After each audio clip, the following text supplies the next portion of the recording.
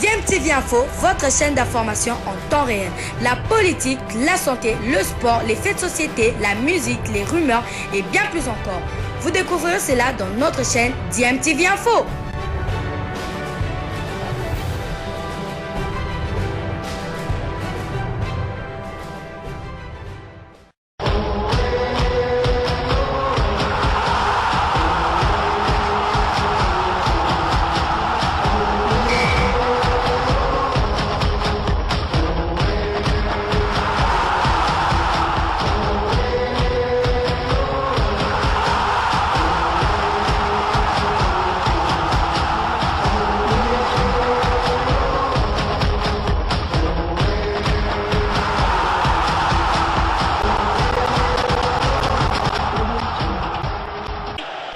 Vous êtes sur DMTV, bonjour ou bonsoir, tout dépend de l'heure à laquelle vous nous suivez. Tout le plaisir est pour nous de vous retrouver, mais surtout de savoir que vous êtes nombreux en train de suivre votre chaîne YouTube DMTV. DMTV qui vous propose un retour du côté de la Fédération Congolaise de Football Association. On attend toujours de fumée et blanche par rapport au nouveau sélectionneur principal de cette équipe nationale. Vous le savez, la RDC doit affronter d'ici quelques semaines les éliminatoires de la Coupe du Monde Qatar 2022 et les Léopards de la République démocratique du Congo ne connaissent toujours pas le remplaçant du sélectionneur Christian Tsengi Biembe, dont la Fédération congolaise de football n'a plus renouvelé sa confiance. Alors il y a plusieurs candidatures sur la table de la Fédération congolaise de football association, mais deux candidatures semblent sortir du lot. Il s'agit en tout cas d'une bataille entre deux voisins, la France et la Belgique. La France par Sébastien Aminier, un entraîneur connu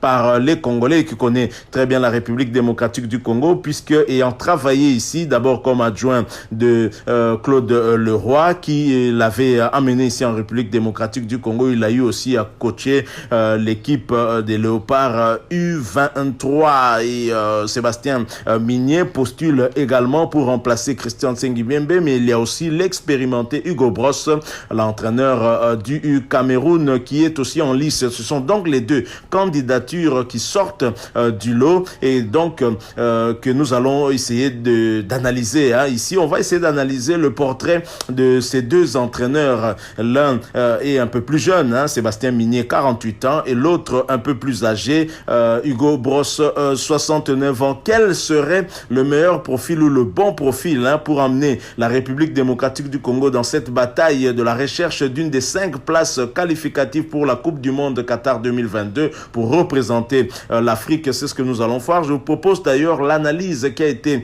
faite, le profil de Sébastien Minier pendant quelques minutes. Ensuite, nous allons nous retrouver pour poursuivre et analyser aussi le profil de Hugo Bross et ainsi clôturer ce sujet. Je rappelle que vous suivez votre chaîne YouTube DMTV. Si vous n'êtes pas encore abonné, abonnez-vous s'il vous plaît. N'oubliez pas d'activer la notification juste en cliquant sur la petite cloche que vous verrez apparaître parce qu'elle vous permettra de ne plus rien manquer des prochaines vidéos que nous allons vous proposer. Suivons, nous nous retrouvons tout de suite après.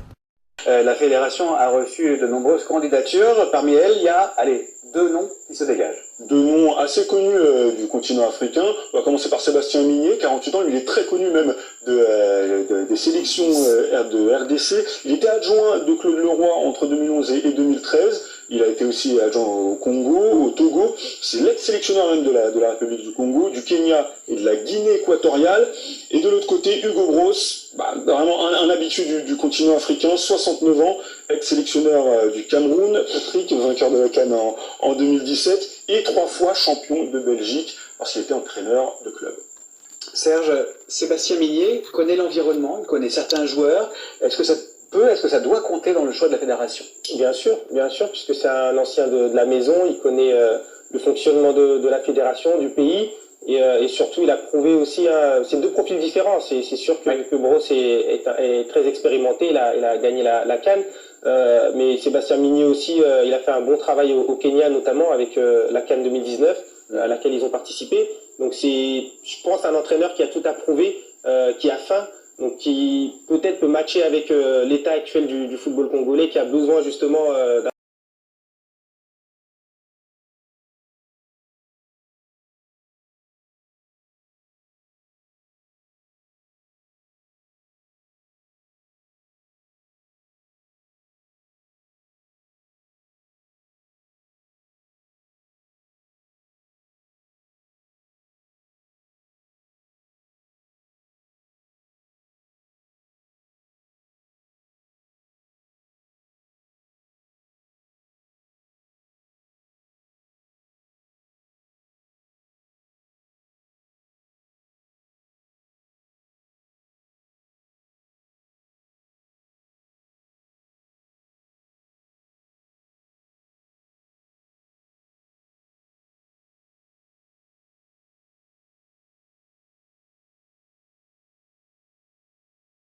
Voilà, nous sommes de retour. Vous venez de suivre là le portrait de Sébastien Migné qui est en lice aussi pour remplacer Christian Ntsengi Biembe. Sébastien Migné qui n'est pas inconnu ici en République démocratique du Congo puisque il était en tout cas du voyage aux côtés de Claude Leroy pour encadrer en tout cas cette équipe de la République démocratique du Congo en tant que sélectionneur adjoint. Il a également été adjoint également au Congo-Brazzaville et aussi au Togo, deux pays où Claude Leroy est passé. Il était en tout cas dans l'ombre de cet entraîneur expérimenté Claude Leroy, un peu comme Hervé Renard du reste. Et ensuite, il a eu à voler de ses propres ailes et a eu à prendre la direction du staff technique du Congo-Brazza, du Kenya ainsi que de la Guinée équatoriale. Sa plus belle performance, en tout cas, c'est d'avoir réussi à qualifier le Kenya pour la CAN et cela après plusieurs années où le Kenya n'arrivait pas en tout cas à se qualifier pour une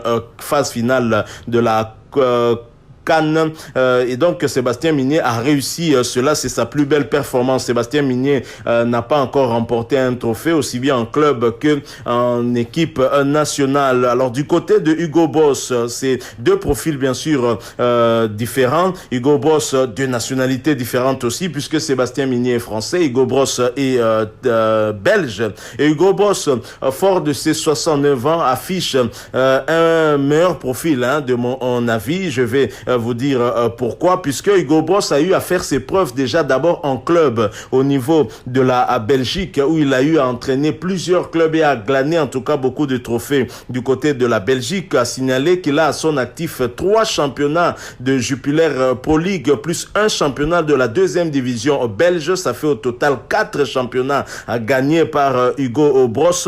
Nous avons d'abord dans un premier temps le championnat remporté par Hugo Boss. Nous sommes en 92 et 96 avec le Football Club de Bruges et ensuite en 2004 il va récidiver avec le club de la capitale belge Anderlecht, un ancien club de Dieu merci Mbokani de Chancel Mbemba notamment. Alors en 2e division de Belgique il remporte le championnat de D2 avec le EWD Molenbeek et c'était en 1990, 2 ans avant qu'il n'aille du côté du FC Bruges pour remporter également le championnat. Hugo Boss a également gagné la Coupe de Belgique, toujours avec le FC Bruges, c'était en 95 ainsi qu'en 96. La Super Coupe de Belgique, il a gagné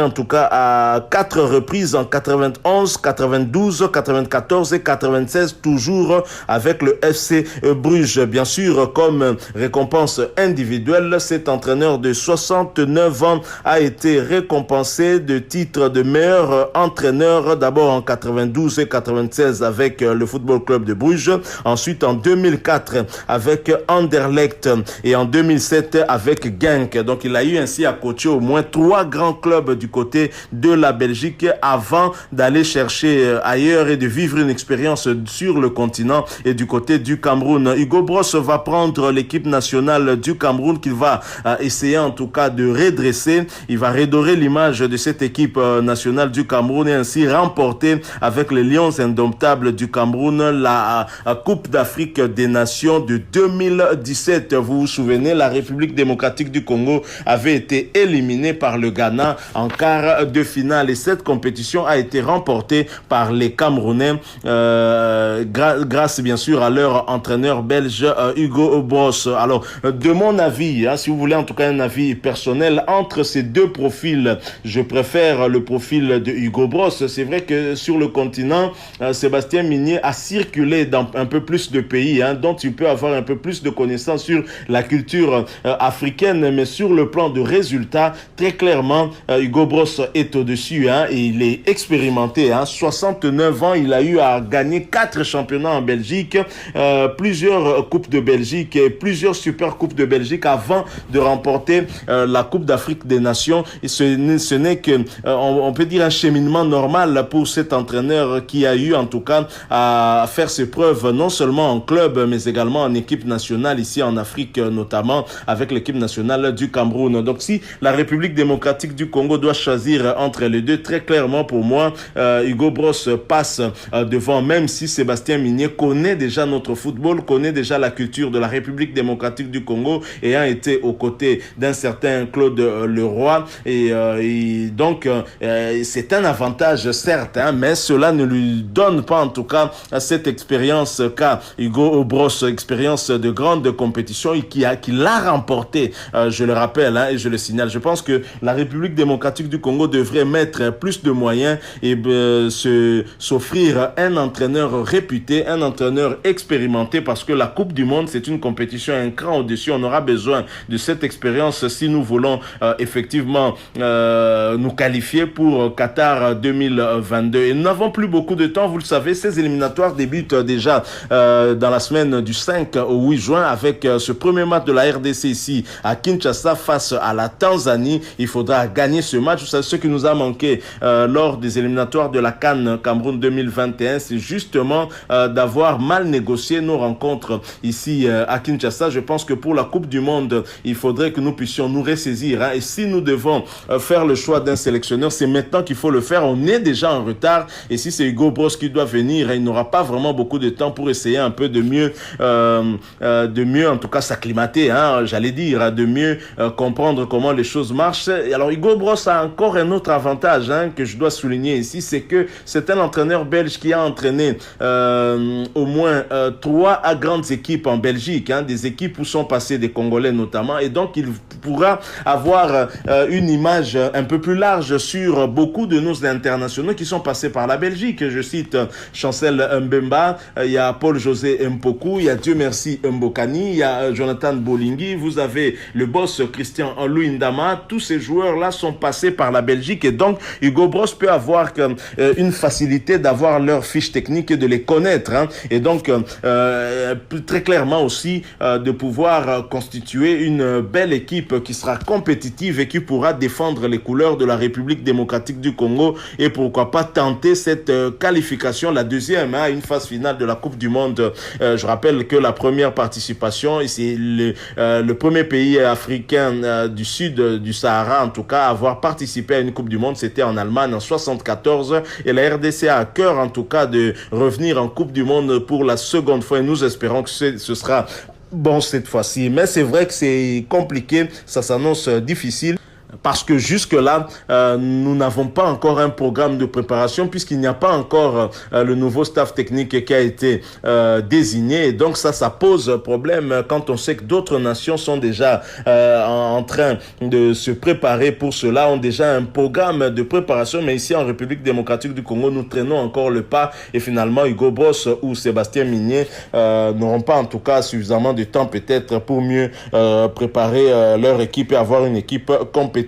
Nous espérons donc au niveau de la Fédération congolaise de football association, les choses vont s'accélérer et puisque le gouvernement Sama Lukonde a été déjà investi au niveau de l'Assemblée nationale, le ministre des Sports Serge Condé va devoir s'activer à régler des questions d'urgence. Je pense que parmi les urgences, il y a notamment cette problématique de remplacement de Christian Tengibiembe à la tête du staff technique de la République démocratique du Congo. On doit s'y pencher très rapidement pour ne pas défavoriser la RDC. Si effectivement nos autorités veulent que la République démocratique du Congo se qualifie pour cette Coupe du Monde Qatar 2022. Donc voilà ce dont nous avons voulu en tout cas échanger avec vous. Il est vrai qu'à ce stade, je l'ai dit, il y a plusieurs candidatures sur la table de la Fédération congolaise de football association. On a même parlé des rumeurs qui ont couru en tout cas sur une possible candidature aussi de Jean-Florent Ibenge Kwangé. On n'en a pas encore la certitude,